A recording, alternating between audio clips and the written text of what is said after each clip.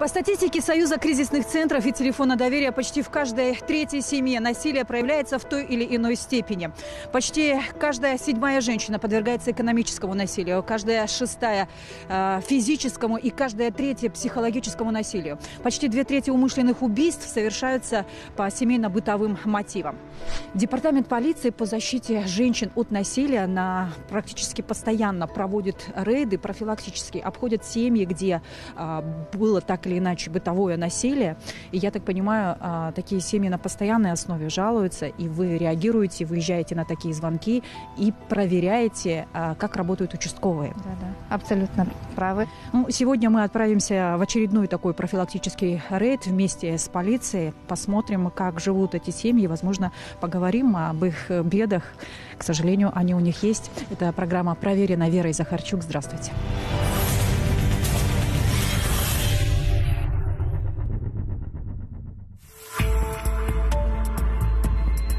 Здесь вот информация, что муж избивает. Сейчас проверим. У вас 10 декабря был вызов на канал 102. Да. Супруг, да? Нет, я не поняла. Не жаловались? Нет.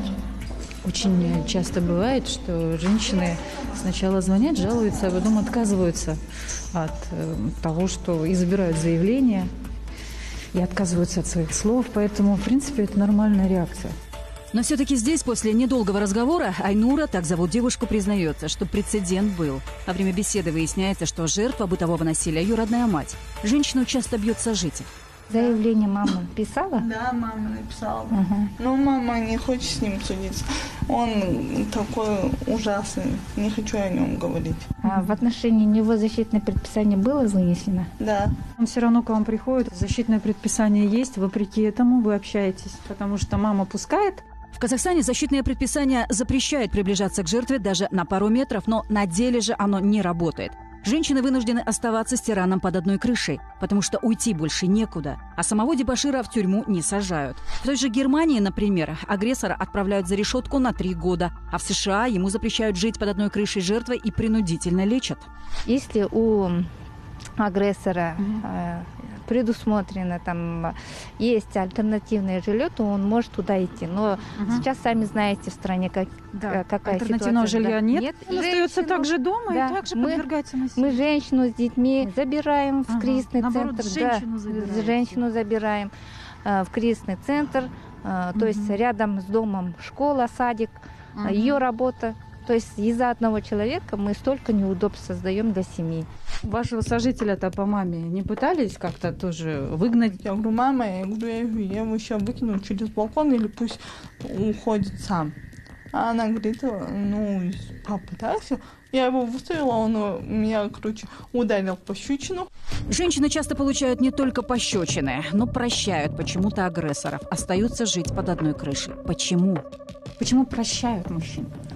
Ну, не знаю, потому что может помогать деньгами. Это и есть то самое экономическое насилие, да? Да, если касается финансового вопроса, это экономическое насилие.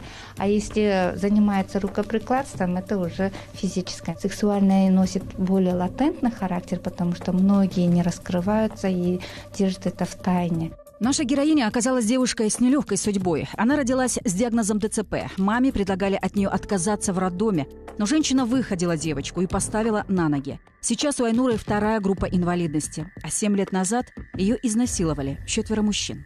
В 2013-2014 меня изнасиловали.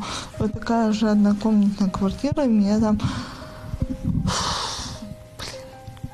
4 мужика. Они мне подружки сказали, мы сейчас за жвачками сходим. Я на 5-м месяце сделала аборт. Ну, у меня... Вот на 5-м? Да. Вы на мужчин заводили дело, вы подавали заявление? Да, они все сидят. Я их вообще не знала. Меня подружки вот такую квартиру говорит, сейчас посидим, пиво попьем. Я-то не пьющая. Они мне взяли снотворное туда подложили. Ну, я спать легла, и меня начали насиловать. При всех этих бедах достается Айнуре не только от сожителя мамы, но и от свекрови. Мать мужа постоянно ее терроризирует, контролирует. и даже запрещает рожать детей. Как вы, Гульмир, помогаете? Да, это же невозможно помочь. Тут чисто такой, да, это работа с психологом только. Да. Вам необходима какая-нибудь помощь? Мы можем предложить на безвозмездной основе психологические услуги, юридические. Я вам желаю, чтобы никогда больше, да, чтобы у вас были только хорошие подруги рядом, чтобы никогда такого не было. Это удивительно, что сейчас Айнура тоже прям стала это рассказывать, потому что мы не договаривались, правда. И мы зашли, я первый раз сейчас познакомилась с этой девушкой. И мне, например, страшно, когда первый попавшийся человек в семье вдруг рассказывает такие страшные истории. И я думаю, а что творится тогда вообще везде? Да это какой-то кошмар. Отправляемся по следующему адресу. Здесь на мужа Дибашира часто жалуется его супруга. Мужчина регулярно выпивает и становится агрессивным. Муж у вас, да? Бывает поколачивает, да, маленько? Маленько, да. А маленько или всегда? Когда выпьет? Иногда. Я вообще не пью, вообще. Вообще не пьете? Вот, на Новый год выпил. Ну. Это вот. Я, пускай она скажет, я водку не пью вообще. Пиво пьете и замыкает. Всё. И в голове начинается, да? Да, замыкает. Ага. А замыкает только вот руку поднять и все? Так, Нет, ничего? вообще замыкает. Я хочу повешаться. Ну, надо обязательно к врачу. Могу я человека убить, когда начну нервничать. Хорошо, что вы пришли. Видишь, потолок вис. Она потрескалась. И в зале тоже такая же. Главные раздражители Дибашира живут этажом выше. Соседи – спортсмены, постоянно бегают, занимаются, прыгают и всячески шумят. Я хочу до психбольницу пойти, пускай мне там они снимут это. Ну, это соседи. Вы же... Нет, вот... это можно же спокойно ходить. У него, вот я 2 раза стукну с 6-го этажа, они придут ко мне. Идите, выясняйте с ним отношения. Я не иду. Если меня оштрафовали позапрошлом году, она заяву написала. Да? Вот. Я не пойду, потому что я знаю, где я деньги... на что? За что штраф-то? Если да. И за это Дверь сломали? Нет, Откуда сломаешь? громко стучал. Действительно руку не поднимает. Я мастер спорта по вольной борьбе. Если я ударю, да, я мужика ударю, он не встанет, допустим. Я ему говорю, идите, она боится, убегает. Раз вы пришли, а вы можете с психбольницей договориться? Помогут по-любому. Вот у Гульмиры телефон же есть. До свидания. Вот и вот такие вот тоже люди интересные есть. Главное, чтобы он нас не обманывал, потому что иногда бывает, что агрессия, вот так полиция приходит, и они начинают выдумывать сказки.